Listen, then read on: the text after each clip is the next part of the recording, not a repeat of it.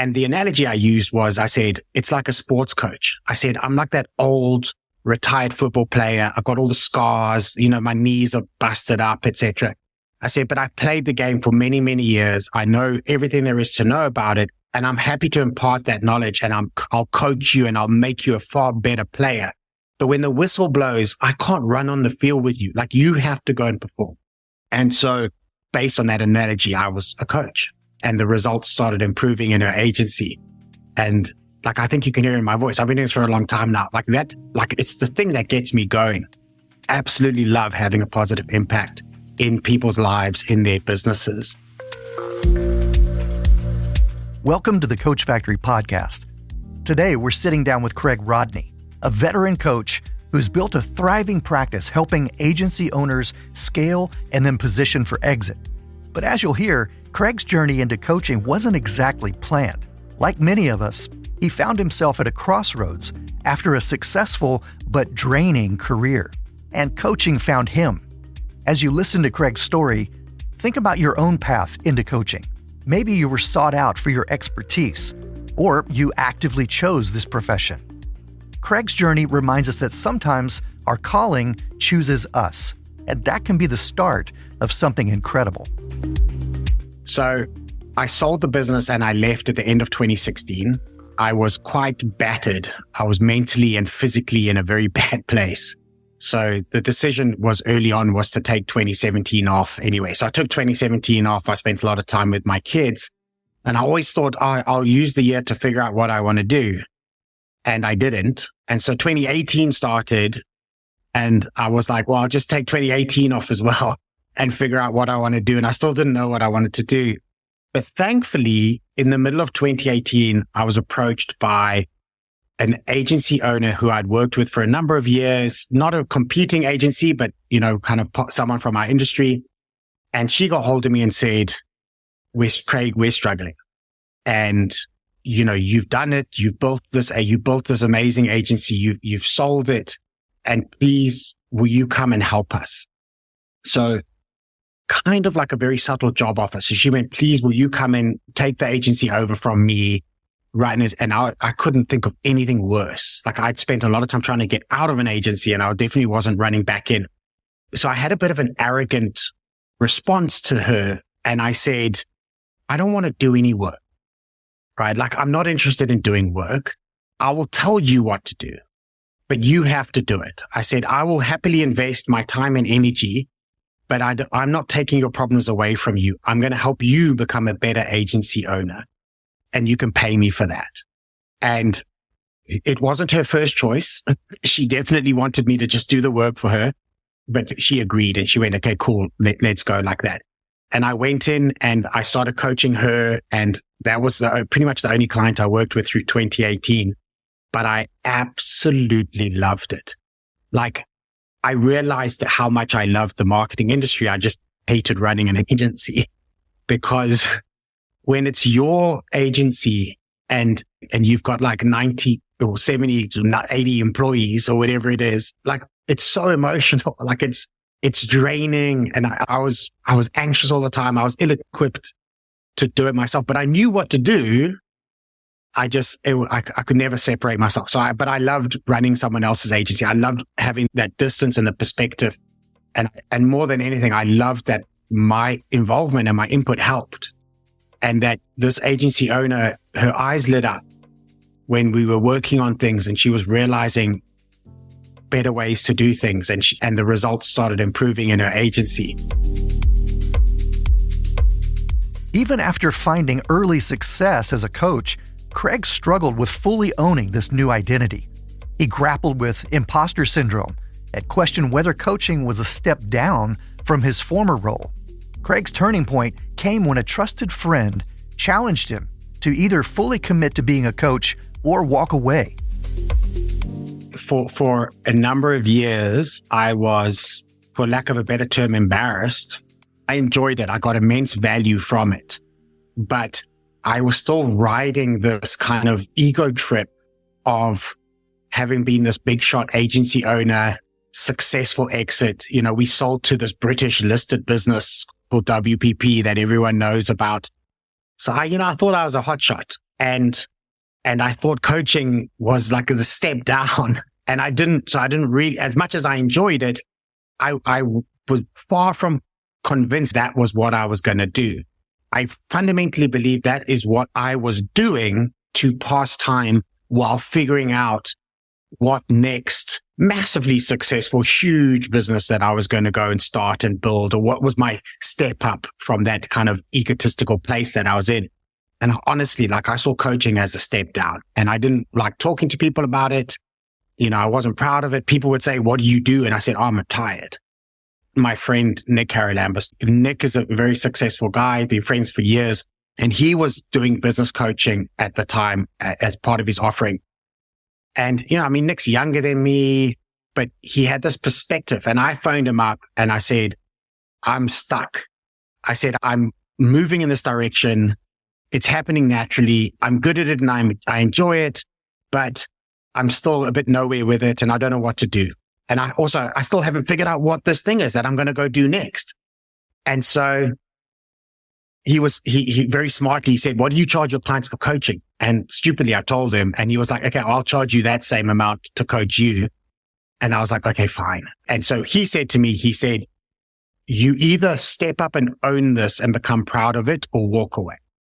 But he goes, "You can't sit in the middle anymore." And he goes, "So you either need to become an agency coach, and that becomes your thing, and you take pride in it, and you shout it from the rooftops, and you update your website to make it." And he goes, "You either become it or walk away." And it was some of the most valuable advice I've ever been given, because it was a bit of a shock to the system. And I remember driving back home after having met with Nick, and I went, "Yeah, like, that's it." And it was so much relief, because it wasn't that I didn't want to do it, is I needed my ego to get out the way. And Nick successfully helped me shift my ego out the way. And then I went, I am actually proud of what I do, because I am good at it and it adds value and I improve people's lives. And so I got home and I went, I'm just going to call myself the agency coach. Like, there was no thinking involved. I didn't have to come up with a company name. I went, I'm the agency coach. Like, that's how much I back myself on this. Like, that's how proud I am of this, the agency coach. But I didn't even have an email signature. In my email signature, it said like my name and my telephone number. I didn't even put anything coach, nothing, right? And so I came back and I went, this is the company name. Within 2 days, I had the website up, email signatures, like the whole shebang. And I went, I am now the agency coach, and that is going to be my thing. I wouldn't have believed myself if I'd said it to myself. I needed someone whose opinion I cared deeply about to slap me in the face and go, like, get out of your own way here. As Craig grew more confident in his coaching, he also got clearer on how to structure his offers to have the most impact for his clients. And he learned that his pricing directly correlated with the level of service and results that he could deliver. There's a behavioral element to this, and then there's a practical element. I'll start with the practical element. The practical element is, if you're charging a significant amount of money, you have more time and availability to invest more deeply in the success of the client you're working with. If you charge too little, you will naturally be inclined to try and stay out of things as opposed to get involved in things. And so just on a pure practical time basis, you should charge enough to be successful, to have an impact. Like, that's at a base level. You should make a client pay you enough for you to not be counting minutes, for you to be able to just go, okay, I'm here now, let's fix this, right? So that's on a practical level, your first approach to charging. From a behavioral perspective, if you want your clients to actually implement your coaching recommendations, they only implement if they believe them, and they only believe them if they're paying a lot of money for them. Your price determines your value, not the other way around. And I went for years undercharging clients and watching them not implement, right? I mean, I've got my coaching program, and it's interesting because on the few occasions I've given free seats to people. And if you want to see an agency owner underperform on a coaching program, is allow them to not pay, right? The worst thing you could ever do to a client is undercharge them, because then they're not committed to it. There's no financial pain. But if they're paying fair rates, if they're paying high but fair rates, they are far more likely to implement than if it's closer to free. They have a pain point. It's a pain point. Like very few people need personal trainers. Why do you pay a personal trainer? It's not so they can count your reps. It's so that you go, if I don't show up today, it's going to cost me $100. I lose $100 or whatever it is, right? And so you show up and the guy counts your reps. The payment makes you show up and the person that's present helps you a little bit and they hold you accountable. And at the end of the day, you get some performance out of it. But you could go to gym anytime. Like you don't need to pay a personal trainer. You can go do as many hours as you want. But sometimes certain people need to have a financial pain to commit. One of the key shifts that allowed Craig to scale his impact in business was productizing his coaching expertise. He began mapping out all the key concepts, tools, and lessons that his ideal clients needed to succeed, and then turned that knowledge into a structured program. So the question is not, how do I edit my WordPress website and just put a higher rate next to my fees? That's not the question, because that's easy to do, right? It's how do you justify it to yourself? And the way you justify it to yourself is by knowing that you've had a positive impact in that business. So the question is going, what do you have to do within your coaching services to justify that? So it kind of links back to what I said earlier around going, you have to charge enough to be able to have the time and the resources to actually make an impact. If you're charging so little that you get 1 hour with this client a month and you just give them some advice, that's going to be an incredibly expensive hour, right? For the client, because all you're doing is you're giving them advice over a 1 hour Zoom call. It's just advice. So my challenge to coaches is going, what could you give a person other than advice? Or how would you productize your advice? What tools could you give them to help them implement the advice, etc.? Could you help them develop a system?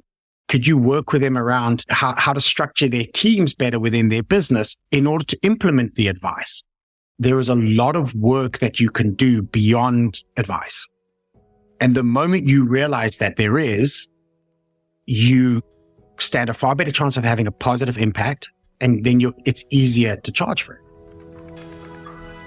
While Craig's reputation initially brought him coaching clients, he quickly realized that he needed a proactive strategy for building authority and attracting ideal prospects. So he focused on positioning himself as a valuable expert on LinkedIn and then asking for referrals and recommendations from happy clients. My first couple of clients, sure, like they were within the network, but they dried up. Like they were either going to hire me or they were not. And everyone made that decision early on. And so immediately I had to go, if I want this to be successful, I have to learn how to sell beyond my immediate network. And the way that you sell beyond your immediate network is by growing your network.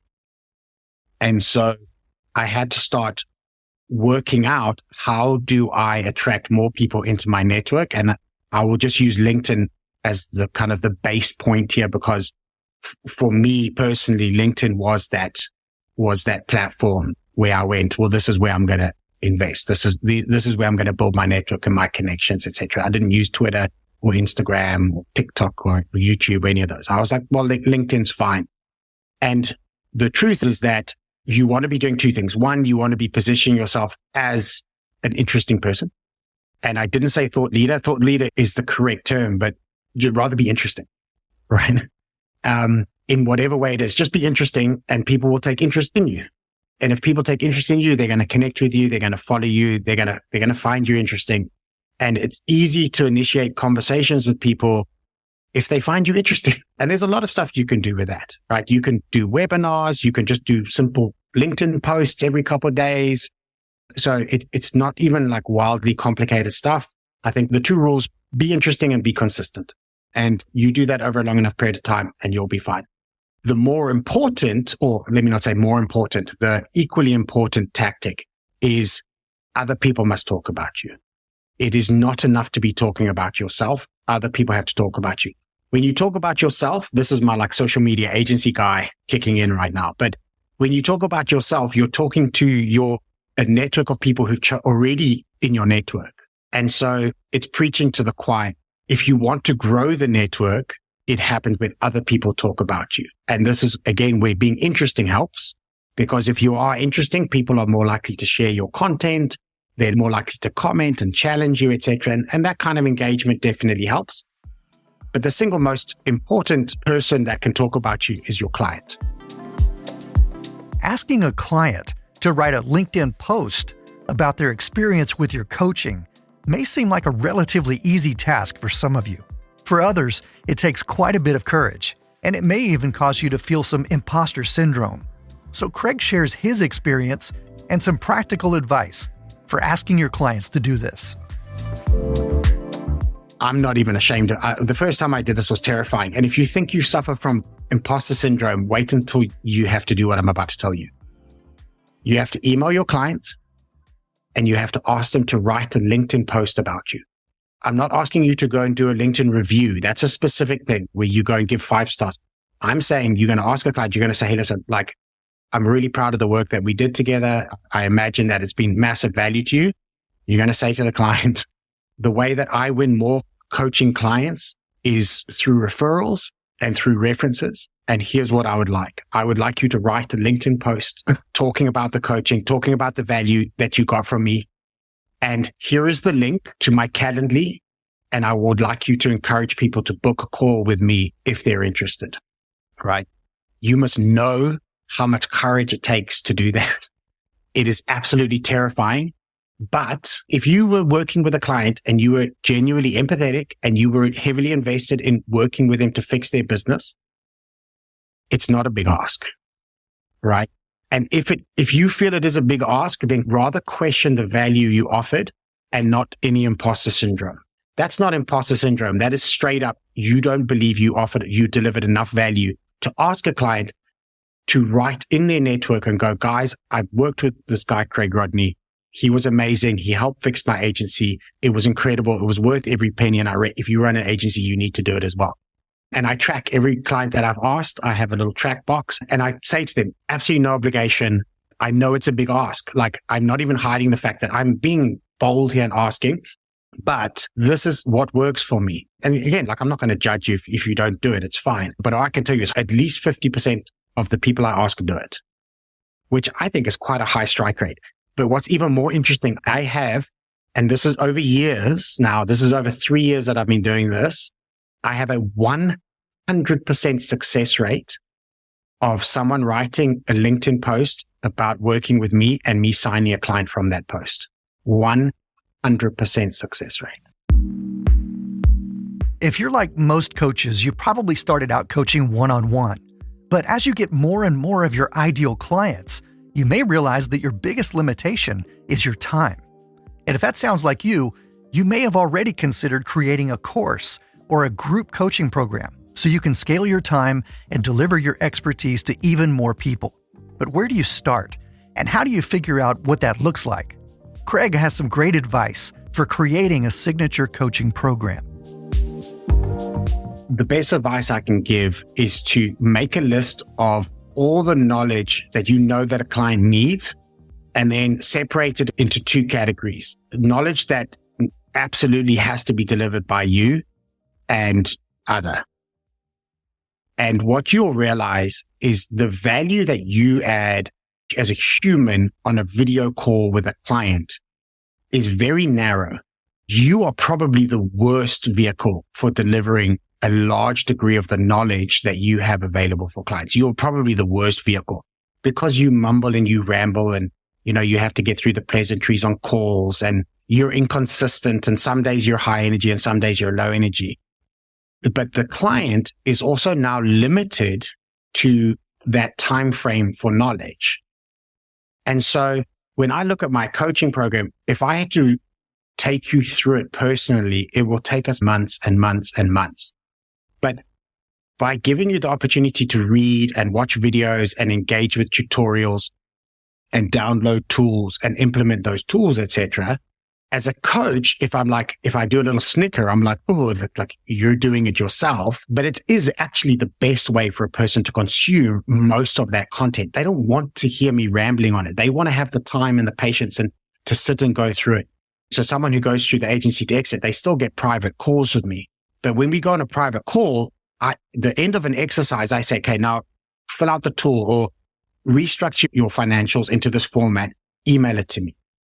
We'll then have a call and I will go through their work. So it's like, I'll go through their homework. It sounds demeaning, but it's not. Myself and that agency owner will get stuck in on the things that I cannot explain in text. And the things I cannot explain in text is where my knowledge meets their agency. That touch point is where I need to be involved because I have to make it absolutely relevant to them, to that person, to that specific situation. The knowledge itself can be delivered in a number of ways that's not you. And so I love the fact that I can say to a client, complete this module, go through the theory, watch the videos, complete the exercises, phone me if you get stuck, WhatsApp me, I don't care, but go through it, create that base level understanding, complete the exercise. Then once you've done that, you and I will get together and we're going to talk about how do we apply this to your agency. And that's where my private coaching, the value goes through the roof. So I bring the number of hours down, but the value of that time goes up. When it comes to pricing your coaching program, many coaches underestimate the real value of their expertise and the impact it can have on their clients' lives and businesses.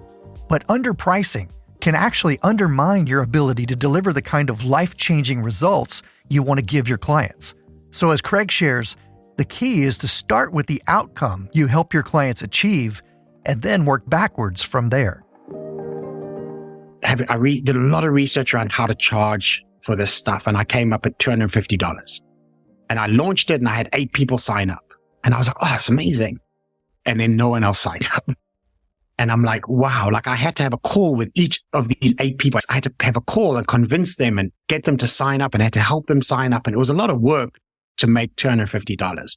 And then I realized if I'm not constantly marketing this thing, like no one's going to sign up. So anyway, I allowed all 8 people to complete the course, and then I interviewed each person.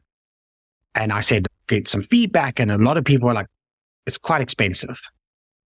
And I went, yeah, you know what? Like, that's fair. You know, $250 for a book, essentially should have been a book, is very expensive because it's just advice. So $250 for 21 pieces of advice is very expensive. So I got into a conversation with a friend of mine, Richard Mulholland, around this. And I was like, I can't drop the price. And he turned around and said, it's way too cheap. He goes, the problem is not that it's too expensive, it's too cheap. And I said, all 8 people said it's expensive. And he goes, yeah, but they don't know what they're talking about. It's too cheap. And so he said, it's $4,500. And I was like, oh no, come on, like calm down. And he said, Craig, with all your experience, with all the success that you've achieved, what you are able to do, if you can help an agency owner turn around their agency, build it to a level of success and potentially exit one day, do you think that's not worth $4,500? And I'm like, well, of course it is. And he goes, okay, so it's worth $4,500. He goes, now your job is to build something that delivers that in a way that makes it worth $4,500. So we started with the price, right? And then I had the challenge. I went, I'm charging $4,500 for this. That's the price. How do I make it worth it? And as I said, I know exactly where I was sitting. It's just, I even get like goosebumps now. And I went, wow. And I suddenly was like, I could build this and I could create this tool and I can build a checklist for this and I can have a this for this. And I'll get my FD to do a full mock-up of how financials should be reported. So we've got downloadable management pack templates and we've got and I just started building. And so I took this theory or 21 pieces of advice, kind of threw it up in the air, let it scramble itself. And then I started restructuring and going, how do I go beyond advice here? I get it. It's a good piece of advice. It's clever. But how do I help someone actually implement this? Because if they can implement it, then they deliver the value and then it's worth the money. And that's what agency to exit is. And so end of 2021, I reluctantly, with all the fear in the world and every level of imposter syndrome, went onto LinkedIn and did a post that said, I'm launching a coaching program called Agency to Exit. It's 10 weeks. This is the price. And I'm going to teach you everything I know. And I'm going to help you with all the tools and the structures and everything possible on how to double the value of your agency in a year and position it for sale. And I remember saying, I'm only taking 5 people through the pilot program. And I had sold all 5 seats within 2 or 3 days. As we wrap up this episode, Craig has some practical advice for overcoming self-doubt as a coach, and that's to lean into the specific areas where you have the deepest expertise and have seen the greatest results. As Craig explains, this not only minimizes your own doubts, but also makes it easier for ideal clients to see the value in what you're offering and to trust in the transformation that you can provide. If you doubt the value you offer, other people will doubt it as well. I had the luxury of being given opportunities by clients who knew my reputation, even though I doubted myself.